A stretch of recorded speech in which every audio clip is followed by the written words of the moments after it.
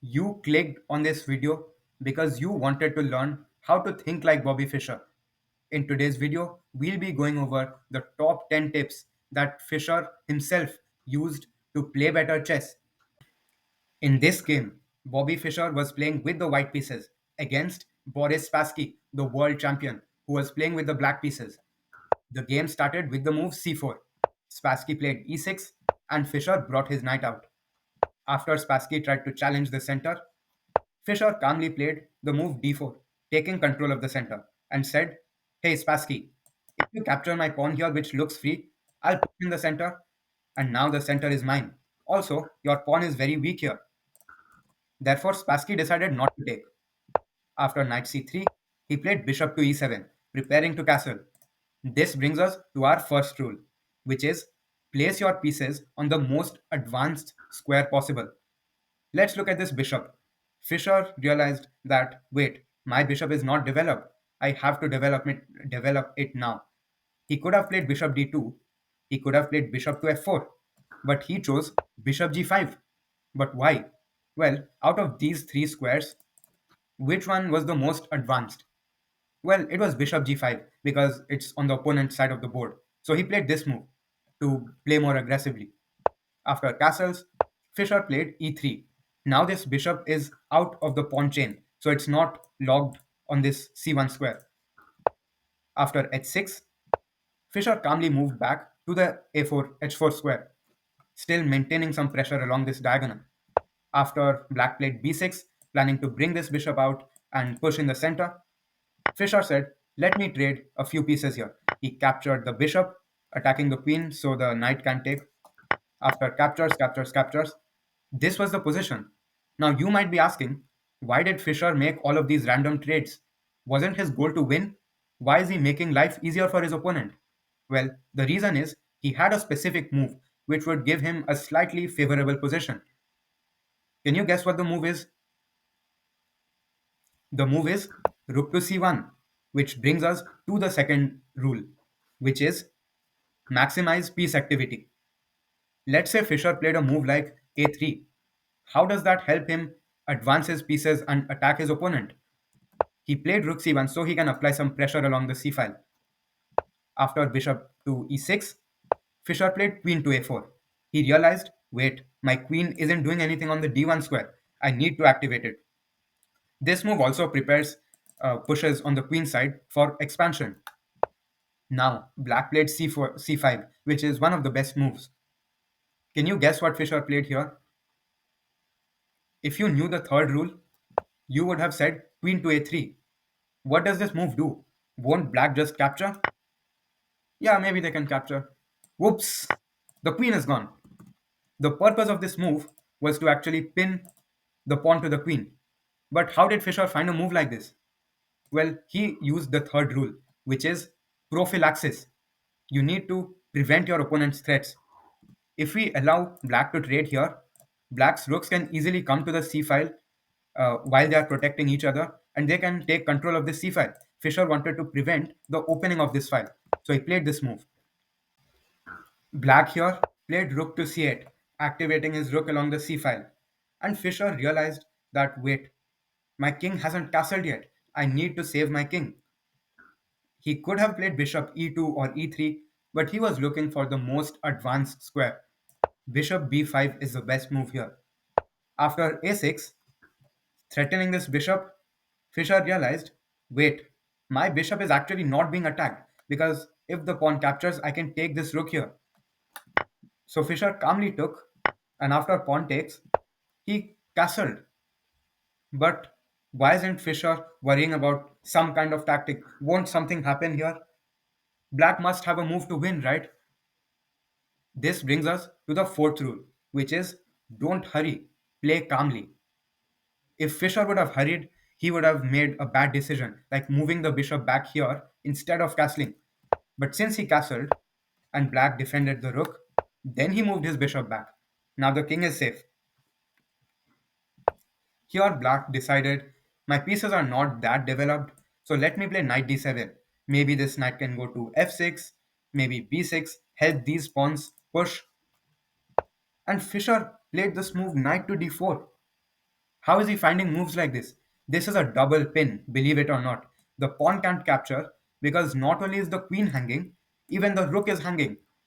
How did Fischer find excellent moves like this, which applied psychological pressure on his opponents?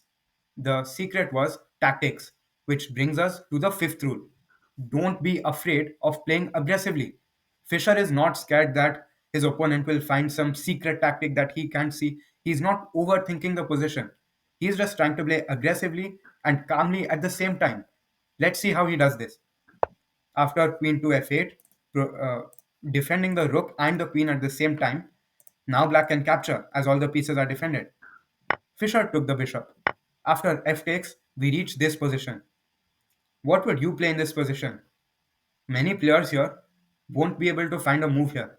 They'll think the material here is equal, this must be a draw, so let me play random moves like h3 or queen d3. No, Fischer was not the average player. He was one of the best in the world.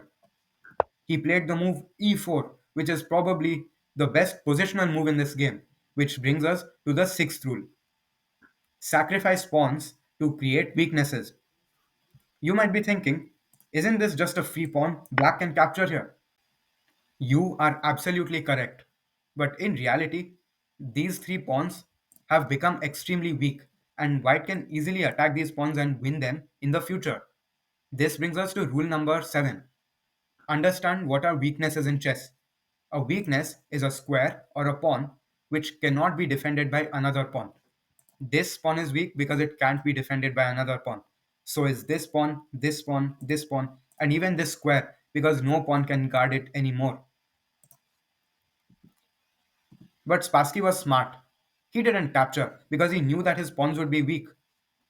So he played d4, saying, look at me now. I have a passed pawn here.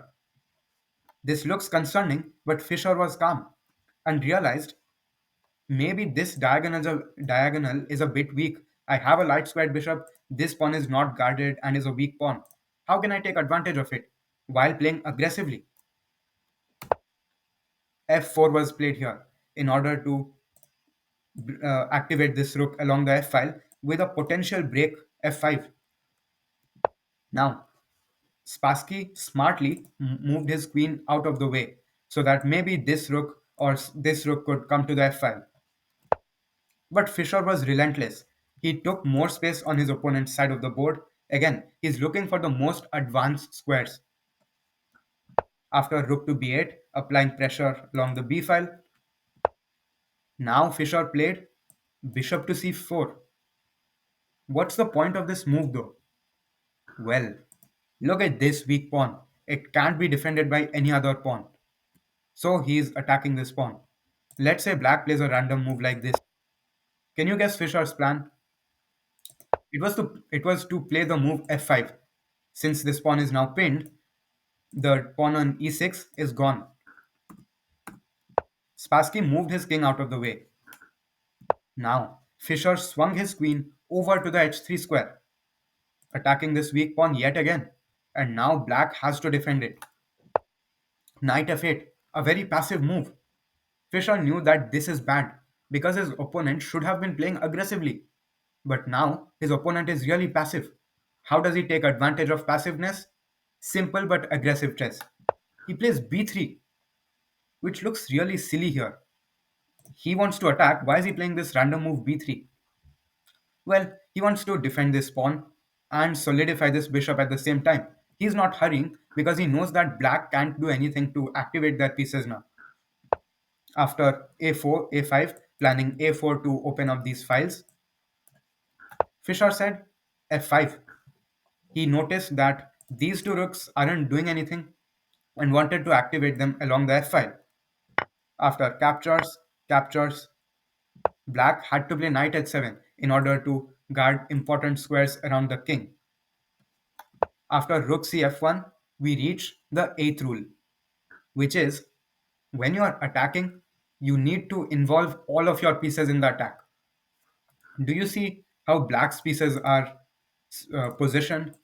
They are defending the king, but they are not really active. Meanwhile, white is attacking, and all of white's pieces are active. Queen to d8 was played here to defend the 7th rank with the rook.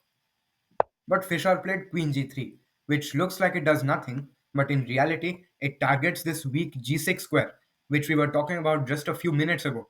This square is weak because it can't be defended by any pawns, and this will help white attack the king maybe in the future. After rook to e7, black said, "Hey, Fischer, I will blockade your pawn to stop it from moving forward.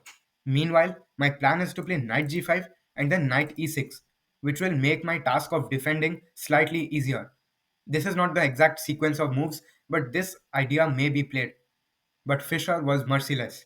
Calm but aggressive. That is the way. H4, which looks crazy, but in reality is the best move from a human perspective, completely preventing this move. After rook 8 b7, further bolstering the defense on the 7th rank, Fischer said e6, take that. He is again following the first rule, which is to look for advanced squares and occupy them. Now Fischer's pawn is well defended and controls these two crucial squares near the black king. After rook bc7, Fischer played queen e5. He realized, wait a minute, my queen isn't doing much here because let's say it goes to the g6 square. What will happen in that position? How do I actually continue the attack? He couldn't find a way. So he played queen e5. Again, defending this pawn, advancing his queen. Black played queen e8 and said, okay, let me attack your pawn on e6. But Fischer, again, do you see how calm he is?